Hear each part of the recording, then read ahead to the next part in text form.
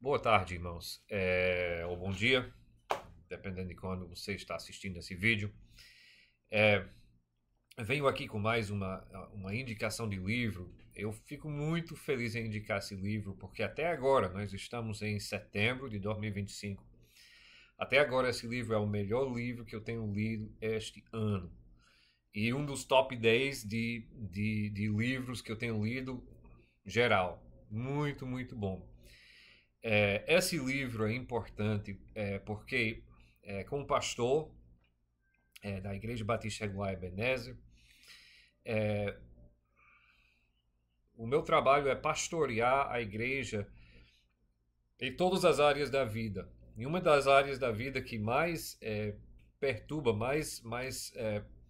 causa mais perplexidade, mais confusão, é a questão do envolvimento ou não do crente na área da política. Numa sociedade democrática, numa república em que nós vivemos, onde a participação é de todos, né? E é um dever da cidadania. Então, muitas vezes cristãos participam e votam sem realmente estarem informados de que estão fazendo e em quem estão votando, em que estão votando, né? E um dos desafios maiores que um pastor tem é orientar sem virar partidário político, né? E sem a igreja virar um partido político, né? E sem estar falando só disso, né? Esse livro, então, é um recurso excelente. Eu gostaria de recomendar isso para os irmãos da igreja, outras pessoas que estão assistindo. Gostaria muito de recomendar este livro, que se chama Incredulidade e Revolução, escrito por um holandês, e eu vou assassinar esse nome aqui, mas um holandês chamado Guilherme Groen van Prinsterer. Esse livro até pouco tempo não existia no português, foi traduzido só agora no português, e eu preciso dar crédito ao pastor Iago Martins, na sua conta do Twitter que eu estava lendo, ele destacou esse livro que estava sendo traduzido. Eu olhei a descrição dele e vi que eu nunca tinha nem ouvido falar dele, nem esse autor. Eu fui, graças a Deus, esse livro já existe no inglês. Aí eu baixei, por isso que eu não tenho uma cópia física aqui, porque eu baixei e li no Kindle. E, rapaz, foi uma coisa, eu li anotando e meditando e foi espetacular. Não sei por quê. Desde que eu chego no Brasil, eu noto que o Brasil se funda muito nos princípios da Revolução Francesa. Isso me surpreendeu, isso me interessou muito, porque eu venho de uma cultura, venho de um país onde a Revolução Francesa é secundária. Claro que existem influências do iluminismo e tudo, mas é a Revolução Americana, né? Eu sou norte-americano, né? De Nova York. E eu achei interessante que aqui, mesmo a gente estando nesse hemisfério, nos livros de história que eu lia, em conversando com meus amigos, eu vi que existia, na verdade, pouco conhecimento da Revolução Americana e muito conhecimento, ou pelo menos muita ênfase, na Revolução Francesa, ao ponto de que, muitas vezes, quando eu perguntava qual revolução veio primeiro, isso até na universidade, aqui na Universidade Federal, curso de filosofia, eu perguntava qual revolução veio primeiro e qual revolução influenciou qual. Veio primeiro a Revolução Francesa ou a Revolução Americana?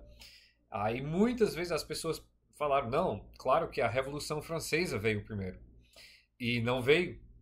A americana veio. Inclusive houve uma forte participação da monarquia francesa na Revolução Americana, né? E depois alguns dos princípios foram importados e tudo, mas meu objetivo não é entrar muito nisso, só para dizer que esse assunto me interessa, né? A influência da Revolução Francesa, dos ideais da Revolução Francesa no Brasil, né? Na cultura do Brasil, na nossa sociedade, né? Liberdade, igualdade, fraternidade, todas essas coisas. Então, Esse livro é interessante nesse sentido, porque é escrito, o Van Prinster, ele é um crente, é um cristão que está escrevendo, esse livro foi escrito em 1847. Então, nesse período, a Europa está sofrendo as consequências da Revolução Francesa, porque vocês sabem, as influências da Revolução Francesa não pararam só na França. Porque, por exemplo, Napoleão foi um resultado da Revolução Francesa. E Napoleão levou a destruição e também os princípios da Revolução para a Europa toda, né? Van Prinster, ele vai voltar e ele vai dizer, olha, a Revolução Francesa foi uma revolução diferente, já houve na Europa revoluções, né, e reformas e uma monarquia sendo derrotada, houve repúblicas, houve todas essas coisas na Europa, mas a Revolução Francesa foi diferente. E a Revolução Francesa e todas as revoluções na Europa que eram resultados da Revolução Francesa. Aí ele vai dizer que a Revolução Francesa foi diferente. E foi baseado na incredulidade. Por isso que o título é Incredulidade e a Revolução. E a incredulidade do iluminismo, e ele destaca autores como Rousseau, Hobbes, Locke, outros. Aí ele vai dizer a incredulidade destes é que levou, e a influência que tiveram, levou à Revolução Francesa. E a Revolução Francesa foi diferente, em que ele não somente trocou de regime, não somente trocou de administração de governo, nem de tipo de governo, mas ele mudou completamente os alicerces de uma sociedade. E a Revolução Francesa, para ele, não seria somente, ou nem principalmente, uma revolução contra a monarquia.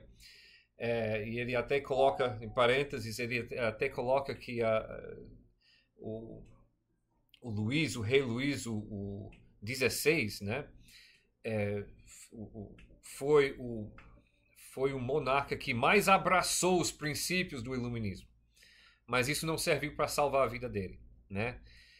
Não foi uma troca de regime, mas foi uma revolução contra Deus e contra o cristianismo. Agora é interessante, porque Van Prinster, ele é protestante. Então ele não está advogando uma volta ao regime católico. Inclusive ele coloca muita culpa na Igreja Católica sobre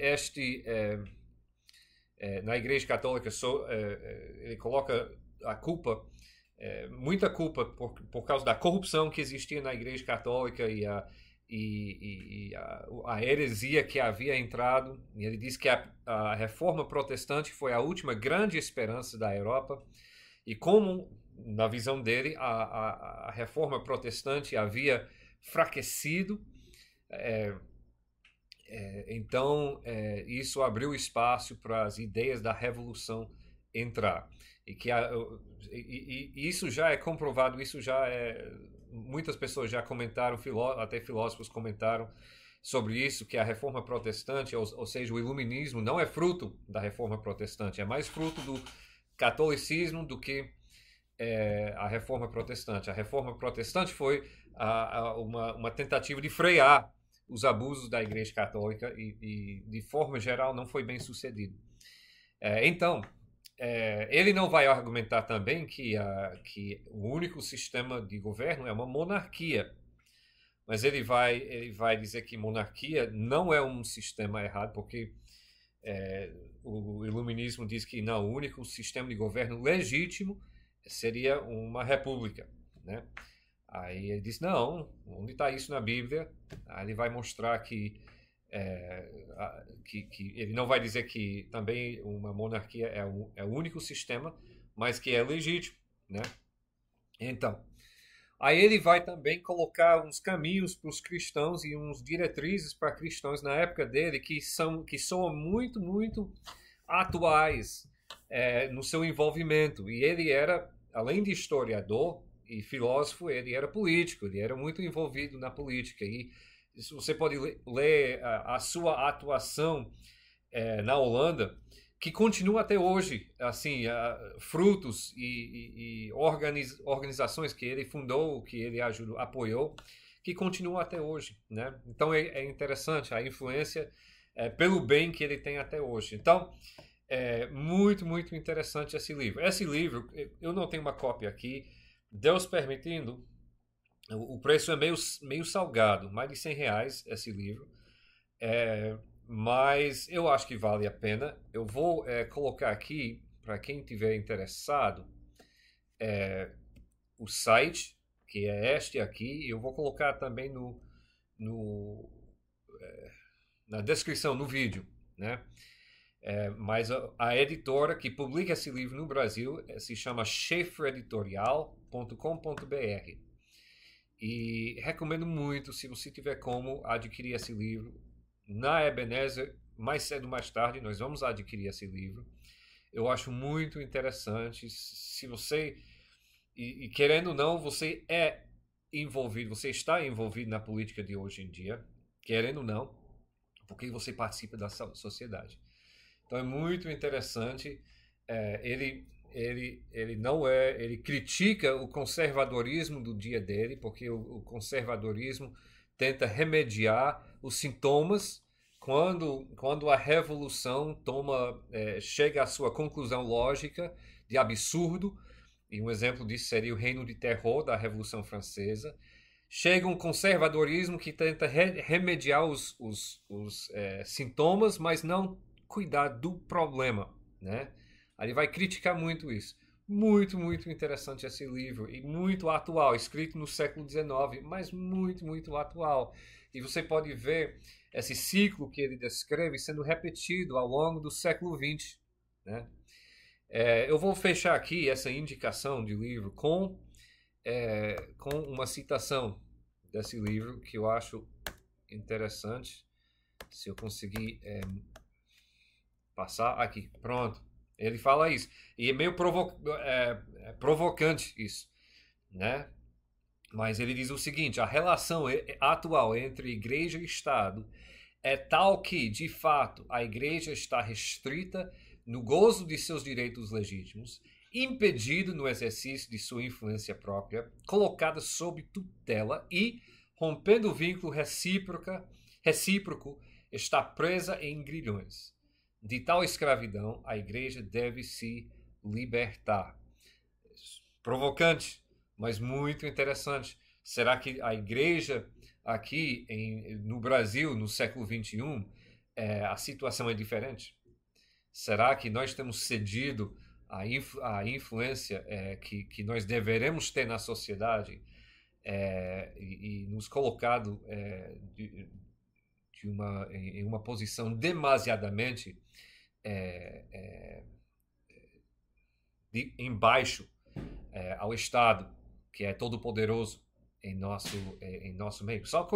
São questões de se pensar e de avaliar enquanto nós tentamos viver nossa vida numa sociedade neste mundo, ok?